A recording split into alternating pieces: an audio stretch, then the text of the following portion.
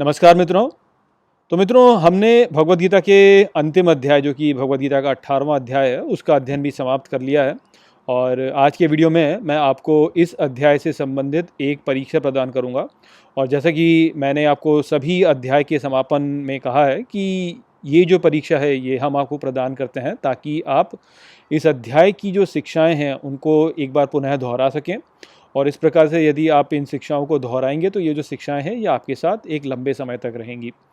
तो उसी को लेकर के हम परीक्षा हर अध्याय के पश्चात आपको प्रदान करते हैं। और आपको प्रोत्साहित करने के लिए कि आप इस अध्याय की शिक्षाओं को पुनः एक बार दोहराएं, हम आपको एक पुरस्कार भी प्रदान करते हैं प्रत्येक परीक्षा को लेकर के। तो यदि आप इस परीक्षा के सभी प्रश्नों के उत्तर मुझे इस ईमेल पर, जो कि इस समय आपको स्क्रीन पर दिखाई दे रहा है, मुझे जनवरी 1 तक प्रदान कर देते हैं तो हम आपको एक लकी ड्रॉ में सम्मिलित करेंगे और उस लकी ड्रॉ के जो विजेता होंगे उनको भगवद गीता की एक प्रतिलिपि पुरस्कार के रूप में प्रदान की जाएगी। तो आपके पास एक बहुत ही अच्छा यहाँ पर अवसर है कि आप भगवद गीता की एक प्रतिलिपि प्राप्त कर सकें। तो मैं जो परीक्षा यहाँ पर आपको प्रदान करूँगा उसके सभी उत्तर आप मुझे जनवरी 1 तक प्रदान कर दीजिए। केवल प्रतिलिपि को ही पाने के लिए आपको ये नहीं करना चाहिए। आप ये भी सोचिए कि यदि आप इन शिक्षाओं को एक बार पुनः दोहराएंगे तो आपके साथ में ये जो शिक्षाएं हैं वो लंबे समय तक रहेंगी। तो वो जो ज्ञान के रूप में पुरस्कार आप प्राप्त करेंगे, निश्चित ही वह पुरस्कार तो अपने आप में ही अप्रतिम है। तो उसको लेकर के आप इस परीक्षा को कृपया आप प्रयास करें इसके सभी प्रश्नों के उत्तर देने के लिए। तो चलिए, इसी के साथ मैं अब आपको परीक्षा के प्रश्न प्रदान करता हूं। तो इस अध्याय को लेकर के जो परीक्षा है उसका जो पहला प्रश्न है वो ये है कि संन्यास और त्याग में क्या अंतर होता है। तो मैं प्रश्न को पुनः दोहरा दूं कि संन्यास और त्याग में क्या भेद है। दूसरा जो प्रश्न है वो ये है कि व्यक्ति को अपने निहित कर्म को कभी क्यों नहीं त्यागना चाहिए। तो श्री कृष्ण ने इस अध्याय में अर्जुन से विशेष रूप से कहा है कि अपने निहित कर्म को करो और उसको तो मत त्यागो। तो निहित कर्म को हमें क्यों करना चाहिए, क्यों हमें उसे त्यागना नहीं चाहिए, ये आपको बताना है। तो तीसरा प्रश्न है वह ये है कि किस प्रकार से हम ईश्वर की पूजा कर सकते हैं, सर्वोच्च पूजा जो ईश्वर की होती है वह किस प्रकार से होती है। तो इस अध्याय में श्री कृष्ण ने बताया कि किस प्रकार से तुम ईश्वर की पूजा कर सकते हो, कौन सी ऐसी युक्ति है जिसके द्वारा आप सर्वोच्च रूप से ईश्वर की पूजा करते हैं। तो आपको यही बताना है कि कैसे व्यक्ति जो है ईश्वर की पूजा कर सकता है सर्वोच्च रूप में। जो चौथा प्रश्न है वो ये है कि जीवन में हमें किस धर्म का पालन करना चाहिए, कौन सा ऐसा धर्म है जो कि सर्वोच्च होता है।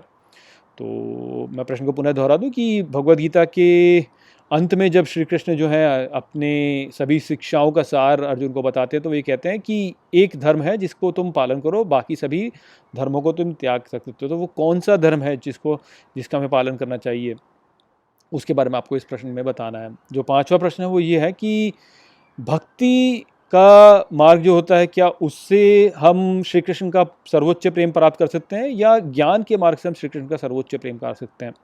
इन दोनों में से कौन से मार्ग से हम श्री कृष्ण के सबसे प्रिय हो सकते हैं, ये आपको बताना है। तो मैं प्रश्न को पुनः दोहरा दूं कि इस अध्याय के अंत तक आते आते श्री कृष्ण अर्जुन को बताते हैं कि कौन सा ऐसा मेरा भक्त होता है जो कि मेरा प्रिय होता है। तो वह जो भक्त होता है वो कौन से मार्ग से प्रिय बना होता है, क्या वो भक्ति के मार्ग के अनुसरण से प्रिय बना होता है या वह ज्ञान के मार्ग के अनुसरण से प्रिय बना होता है, ये आपको यहाँ पे बताना है। तो ये ही यहाँ पे 5 प्रश्न थे। इन 5 प्रश्नों के उत्तर आप मुझे मेरे ईमेल पर प्रदान कर दीजिए, जो कि इस समय पे आपको स्क्रीन पर दिखाई दे रहा होगा। जनवरी 1 तक मुझे ये उत्तर आप प्रदान कर दीजिए और यदि आप इन उत्तरों को प्रदान करते हैं तो हम आपको एक लकी ड्रॉ में सम्मिलित करेंगे और उस लकी ड्रॉ के जो विजेता होंगे उनको निखिल भगवद गीता की एक प्रतिलिपि प्रदान करेंगे।